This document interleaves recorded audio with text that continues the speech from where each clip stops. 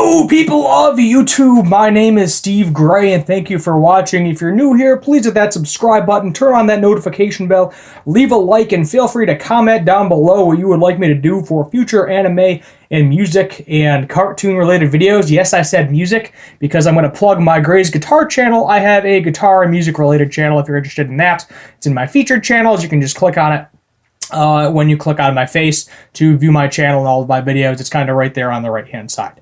So today we are talking about The God of High School Season 1 Episode 12, and the fighting craziness continues with all of the action-packed craziness that you want. So let's talk about Limpoe and Tahik. So in the past, Tahik has gotten beat basically twice at this point by Limpoe. And they are pretty much mortal enemies. So there's your full, good versus evil situation. Limpoe is apparently the key, and he has the key inside of him, which we didn't know was a physical thing until today, so that's interesting. But basically, Tahik literally beat the key out of him. So I don't know if that is like the Ninetales abilities are in that key and somehow he was born with it per se. But everybody's after this key. Mujin's after this key. What's that other guy's name? The leader of the other guy of the evil guys are basically part of the team, even though we don't really know who's evil and who's good. The guy's name, I believe, is actually John, to my knowledge, and they are just beating the crap out of each other for this key. They all want this key, and basically this giant crazy statue of a Buddha, I believe it is, comes out of nowhere, and then the face is revealed to use a kind of crazy mask. We learn that Jugok, the person that died unfortunately in the process, he was the one that turned into the demon in the last episode. His grandfather was one of the six, and he actually had the ability to teleport everybody to safety, some other world. I'm not exactly sure where they teleported these people to. Mujin actually did it to Dawi, Mira, Mori, Tahik, Limpoe, and I think a couple of Limpoe's sister teammates, etc. And that was kind of interesting that they had that ability, because this god was actually more powerful than Mujin himself. And apparently this key unlocks all of your abilities, pretty much makes you God himself or herself, and you are just super OP, super powerful. Nobody can beat you. And Tahik, basically, his mother sold him to somebody that trained him. He became very strong, very powerful, and his hate drove him, his ability to win. Everybody that doesn't win is a loser in his eyes. He managed to get the key, and there was this very creepy, weird transformation, and he turned into a baby for a second near the end of this.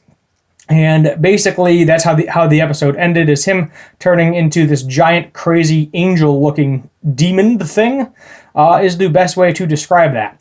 So it was like, oh, he turned into a baby, haha, maybe the key doesn't work with evil people, but joke's on you. Then he turned into like all of his scars, facial marks healed, looks all pretty and perfect, got the angel wings, the demon horns going on. And I don't know who is going to be able to stop this guy, in all honesty. He basically beat the key out of Mori, defeated Dawi and Mira combined with whatever crazy ability he has. But I think he recently obtained this ability because the person that was taking care of him, he actually ended up eating them with like the whole shark thing. We actually haven't even seen the shark in a while. It's more of like these crazy zombie demon looking things that he can summon a bunch of them at once and just kind of obliterate everybody. So the main guy from the evil organization there, whose name is baffling me, Nox, the Nox, he is kind of using all of his crazy abilities to summon this god. He's about to kill Mujin, and then one of the six come out in order to defeat him. That member is Jian Johnson, or Jason, if I'm saying that correctly. He is the one that teleports everybody. He's almost like a magician, is the best way to describe this particular character. He has that ability. Na Bochim, the guy, the pressure point dude that Mori got, he got defeated. Seo Halgang, the hippie-looking guy, have a list of names in front of me in case you're wondering why I'm looking down. He used his abilities along with Mugen and was still defeated by the head of the Nox, which is kind of crazy just to show how powerful that is. But then the magician basically transported the god and himself and the head of the Nox guy all to this other like different world or different dimension type deal. Not exactly sure. Or maybe it's just a different location. I'm honestly not really sure. But basically, the reason all the teleportation and all that crazy shit is going on, pardon my French, is because the U.S. were just like, oh God, what is that? Nope, not dealing with it. We're going to shoot 40 million nukes at it. And one of the six was literally able to just dismantle all of the nukes and be good to go. The God of High School is over. Somebody said that they were interested in Mori as well. So I'm not sure what is going to happen with Mori, why they are interested in Mori. Tahik said that they're interested in you as well as Limpo. Limpo, I don't know if his abilities are good. He's basically defeated down for the count. He's not dying. Mori actually ended up saving him with all of his kind of, pressure point things. So the guy doesn't bleed out. It'll stop all the bleeding. He'll be good to go. And I thought Tahik was going to get defeated a lot sooner, and he is turned into basically the main villain. Now, what's interesting is this might be a one-season show by the way they're doing this. I mean, they have, what do they have? One episode left at this point in time. So if it depends. They're either gonna leave it on a massive cliffhanger with a bunch of unanswered questions, or they're going to wrap this up. And it may just be a one-season show. I don't know, because I'm thoroughly enjoying the show. I enjoy the fights, everything about it. But based on what I've seen from Reddit, the top 10 list, this is never in the top 10 list, and this is fairly new. When Tower of God, another webtoon, was out, that was always in the top 10 list. So it's like, we started with a really good webtoon, and then we went to a kind of average or okay webtoon. I mean, I'd give it, as of right now, if we're rating this out of 10, I'd give it a solid like 8. I mean, there's a little bit more in there, but to me, it's just one of those great feel-good animes where, you just beat the crap out of each other. You're not really 100% invested in the plot, but you're kind of invested in the plot and the characters. But you just want to watch two characters beat each other up and just get kind of the sheer, adrenaline, excitement from watching two characters go at it, kind of similar to Dragon Ball Z, if you think about it. Yes, there's more of a plot, more of a story in Dragon Ball Z, but at the end of the day, it's Goku powers up and beats the crap out of the bad guy. He wins, saves the Earth, good to go. I'm getting those kind of same feel-good feelings from this as well. It's definitely interesting to see how this is going to play out in the end. As I said, we got one episode left for this season. I'm hoping it gets renewed for a season 2. But based on Reddit people being angry at me, saying basically what I just said on Reddit today, I got negative 10 karma on that post on our anime. It was rough. It was definitely rough, but that is what it is. I am, as I said, I'm just enjoying the show. I believe, is it 1 or 2 episodes left? Let me take a quick look here on the good old My Anime List website. Let's see. Yeah, 1 episode left because it's 13 episodes all. This is episode 12. I know I lost count there for a quick second, but that's all right.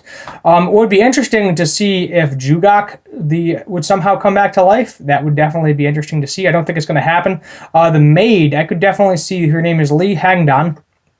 I could definitely see her like wanting revenge on somebody and kind of going after them.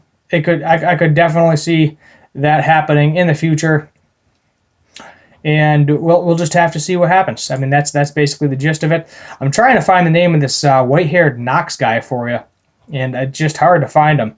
There's Drake. Let's see, Paylong possibly. Is he the head Nox guy? I'm basing this off of the wiki page, so if you're wondering where I'm getting the kind of all the names from, Sang Madak. He is like the head Nox guy. He's just called Nox in the show. There you go. There's a spoiler right there. Supposedly 17 years of age, but he is basically defeated at this point, I think. So, he was Mugen's prime enemy throughout this. He is defeated. Should be good, dead and gone. Maybe not dead, but defeated. So now we got one giant major fight from Tahik.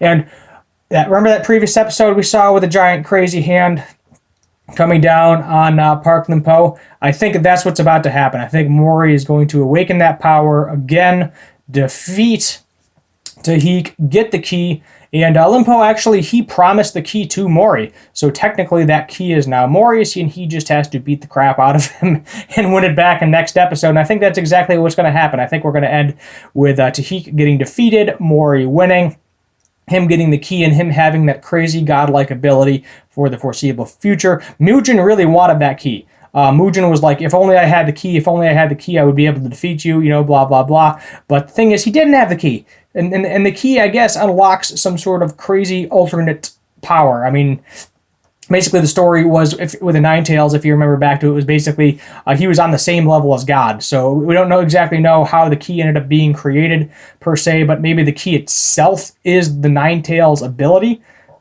Or God maybe themselves unlocked that ability, put it in a key to suppress the Ninetales' abilities to recover, but at the same time put them together so that way theoretically he could get it. I don't know I don't know if he had to literally rip out of his body, it was physically in his body, or was some sort of kind of magical Chariok type thing, but who knows? We will just have to wait and see what happens in the foreseeable future. My name is Steve Gray. Thank you for watching, and as always, have a good one.